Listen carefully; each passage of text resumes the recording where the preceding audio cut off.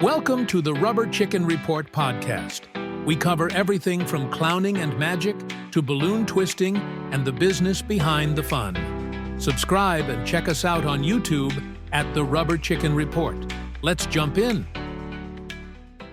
You see that flash of red, like classic shape on a face, and you instantly think, clown.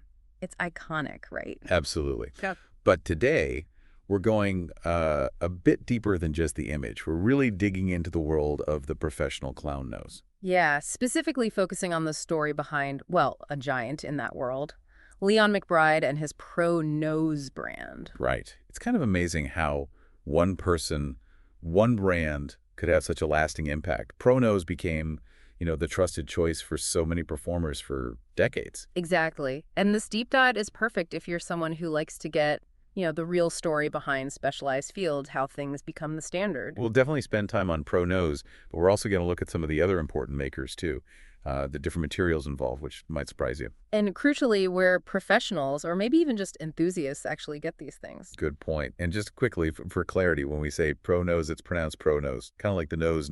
Yeah. Simple enough. Got it. And his makeup line was ProFace. ProFace. Yeah, just like it sounds. And it's worth maybe saying up front, Leon McBride and Jim Howe, another big name we'll discuss, they're two different people, both hugely influential but distinct. Okay, good distinction. So, Leon McBride. To understand ProKNOWS, we kind of have to start with his own journey into clowning. It wasn't exactly a straight path. No, not at all. He was apparently inspired really early on by seeing the legendary Lou Jacobs with Wingling Brothers. But his first career, press relations. Wow, okay. So, not clowning initially. Right, which, maybe that background gave him a certain perspective on promotion, on understanding performer needs, even before he was one. Makes sense. Then, in 1969, he makes this huge change. He actually enrolls in Ringling Clown College, pursuing the dream. And get this, apparently, Coco the Clown encouraged him. Imagine getting that kind of nod from an absolute icon like Coco. That's incredible validation. Suggests he really had something, Oh, definitely. And Clown College wasn't just messing around. It was serious, rigorous training. Juggling, acrobatics, how to build skits, comedy timing, makeup, the whole works. Yeah, I read it was pretty intense. Like, they started with maybe 35 people, and only a handful made it past the first 5 weeks. And Leon was one of them. That tells you something about his dedication, his talent right from the start. Absolutely. So around 1970, he's out there touring as a professional clown with the Ringling Brothers Blue Unit. Mm-hmm. That's the real proving ground. Applying all that training in front of live audiences day in, day out.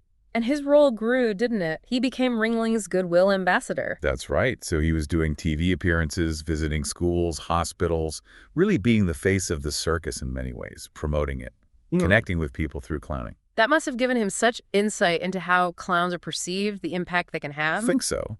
And later, he actually went back to Clown College, but as a staff member training the next generation. Yeah. He had this philosophy, seeing clowns as these kind of magical myths for kids. I love that phrase, magical myths. It shows a real understanding of the art form. Yeah. And all this experience, this understanding, it seems to lead directly to 1987. The launch of ProKNOWS. Exactly. He saw a need for high-quality, reliable clown noses. He offered different shapes, colors, finishes, things that performers needed for specific characters. And it took off, didn't it? It became like the benchmark. Pretty much. The gold standard, people called it. World's most trusted. Performers knew they could count on them. The material choice was smart, too. That vinyl exterior with foam padding inside. Comfortable but tough. Right. Good for long wear, but it held up. And the variety. I saw lists with models like Oldemar, MR3, T-Star, T5 Heart, even a T Christmas tree and a T Easter bunny nose. Yeah, they really catered to a lot of different needs, different characters. Simple things, too, like providing string kits for attachment. Just practical stuff performers need. And the brand lasted. It wasn't just a fad. Eventually, Lee Andrews from the Academy of Clown Arts took it over, right? Keeping that quality going. That's the story, yeah. Which speaks to the solid foundation McBride built. But his impact wasn't just ProKNOWS, huge as that was. He was also Buttons the Clown on TV for years. Right. Toddler's Friends, that Chicago kids show. Yeah. 9 years, created something like over 100 segments as Buttons. Think of all the kids who grew up watching him. And the show won an Angel Award in '85, so it was recognized for being good, positive programming. He also did educational shows for McDonald's, a school safety show, the Big Red Shoe Review, using his clowning skills for education and promotion, reaching even more people. And he taught, too, at the University of Wisconsin-La Crosse's clown camp. He was really invested in sharing the craft. Definitely, and the community recognized him for it. He was inducted into the International Clown Hall of Fame in 1990, a huge honor. Then in '96, building on ProKNOWS, he launched ProFace, his own makeup line. Yeah, understanding the whole package right. The nose, the makeup, everything a professional clown needs. He kept performing his buttons, taught at tons of clown conventions. He even developed practice heads for face painters. That's interesting, branching out a bit. Shows he understood that whole world of theatrical makeup. And there's a sweet little detail. Apparently his own son, Adam, sometimes dressed up as Buttons. Ah, that's lovely. He also started a company, Fantasy Factory, Ltd. Seems like an umbrella for all his projects. And one really amazing initiative was Let the Laughter Loose, sending entertainers into disaster zones. Wow, using laughter as a form of relief in really tough times, that's powerful. It really is.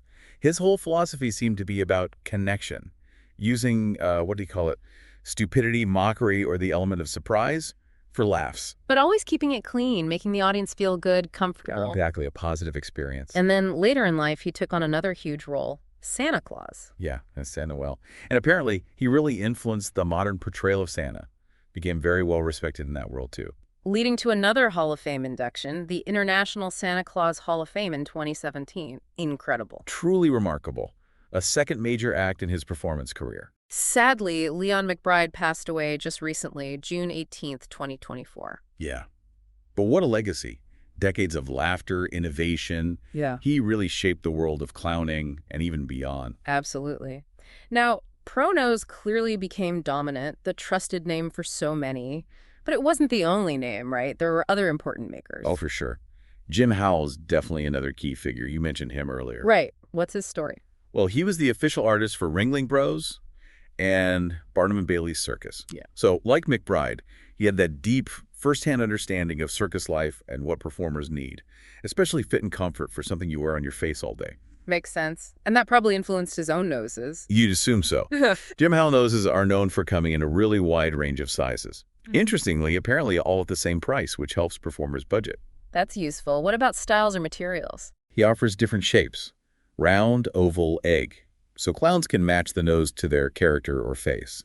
The sources call them professional noses, suggesting good quality materials, though maybe not specifying exactly like the vinyl foam of ProKNOWS. Okay. And he also offered something for attaching them. Yes, nose putty, which is really useful for getting that perfect secure fit or even slightly customizing the shape yourself. And like Leon, Jim Howell also had a makeup line, separate from ProFace, obviously. Seems so. You can find Jim Howell makeup sold online through places like Clown Antics. And again, like McBride, his contributions were recognized. Jim Howell joined the Clown Hall of Fame in 1993. So two giants, both Hall of Famers, both with noses and makeup lines. Interesting parallels. Definitely. And then you have newer players emerging, taking different approaches, like Red Nose Factory. Red Nose Factory. What's their angle? They do something kind of cool. They have signature noses named after famous comic performers, like Emmett Kelly, the Little Tramp. It's a nice tribute. That is neat. What makes their noses stand out? They really emphasize the artistry. They're described as hand-designed, sculpted.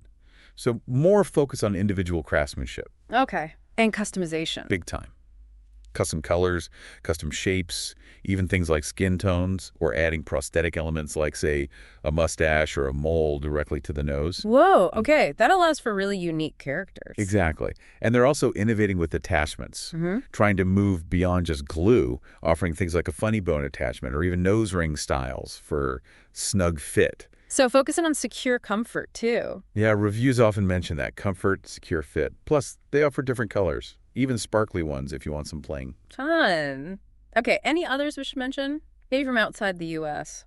Well, there's Le Garage Fourgon. They're based in Paris, France. Garage Fourgon. Okay. What do they specialize in? Mostly rubber clown noses, it seems. They also make other props. You can find them on Etsy, actually, and they have really good reviews. Interesting. Rubber noses. Different feel, I guess. Probably. They offer various styles, round ones, but also more whimsical, sharp and twisted designs. And even something called a bling bling nos. Huh. Bling bling nose. Love it. There's our handmade from natural rubber. Some might have latex, too. Yeah. And again, people seem to like the quality and comfort. They have their own websites, too, including one just for noses. Okay, so quite a few options beyond the original big names. Definitely. And looking at all these makers highlights the different materials used. It's not just one thing. Right, you got the basic sponge nose, probably not for serious bros. Yeah, more for, like, party favors than the vinyl with foam padding, which ProKNOWS really perfected. We mentioned a latex-free ProKNOWS option, too, for allergies. Right. Le Garage Fourgon uses rubber. Online shops list plastic, silicone, different kinds of foam, some with vinyl coating. And you mentioned Jim Hell's putty works with acrylic noses, so that's another material. Exactly. Acrylic. So quite a range depending on the maker and the desired effect or feel. So if someone listening is looking to buy a professional clown nose, where should they start? Well, for ProKNOWS, the classic choice, you can go straight to their website, ProKNOWS.com. That's PROKNOWS.com. Okay, ProKNOWS.com. And for Jim Hell? A big retailer like ClownAntics.com carries Jim Howell noses and lots of other brands, too. They're a good resource. And Red Nose Factory, probably search online for them directly. Yeah, searching Red Nose Factory should bring up where to find their unique custom options and reviews. And the French company, Le Garage Fourgon. Their Etsy shop is probably the easiest place.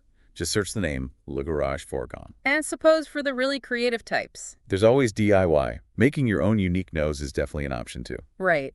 So wrapping this up, it's clear Leon McBride's legacy, especially through ProKNOWS, is just immense. A true cornerstone of the professional clowning world for such a long time. Absolutely. His influence, his standards, they really set a benchmark that resonated for decades. And hopefully you listening now have a much better sense of this surprisingly complex world. The different makers, the materials, where to find these things. Some real aha moments in there, I hope. Yeah, it's more than just a red ball, isn't it? Right. Which leads to maybe a final thought to leave you with. Go on. As clowning itself continues to evolve, as performance styles change, how might this iconic object, the clown nose, continue to adapt? You know, what new materials, new designs might we see to meet the needs of future performers and audience expectations? That's interesting. What makes this seemingly simple thing so central, and how will it change? Something to definitely ponder. That's it for this episode of the Rubber Chicken Report. Hit subscribe and catch us on YouTube for more adventures. Until next time.